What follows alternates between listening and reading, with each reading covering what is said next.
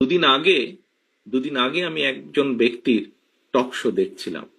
উনি কথা প্রসঙ্গে বলছিলেন, সে আলোচক কথা প্রসঙ্গে বলছিলেন যে উনি এখনো ঠিক বুঝে উঠতে পারছেন না, যেই স্বৈরাচার পালিয়ে গিয়েছে তারা আবার মাথা ছাড়া দেওয়ার চেষ্টা করছে।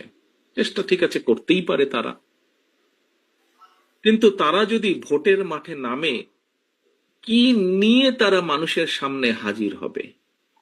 পেছনের গুলা বাদই দিলাম, উনি বলছেন যে পেছনের গুলো না হয় বাদই দিলাম, এই অগাস্ট জুলাই জুলাই অগাস্ট মাসে যে হত্যাকাণ্ড ঘটেছে, প্রায় 1.5 থেকে 2,000 মানুষকে যে হত্যা করেছে, প্রায় 30,000-এর মতন মানুষকে যে তারা জখম করেছে, ইউনিসেফের বক্তব্য অনুযায়ী 64টা শিশুকে তারা হত্যা করেছে, এর জবাব তারা মানুষের সামনে কি দিবে? এই জবাবগুলো তো তাদেরকে দিতেই হবে।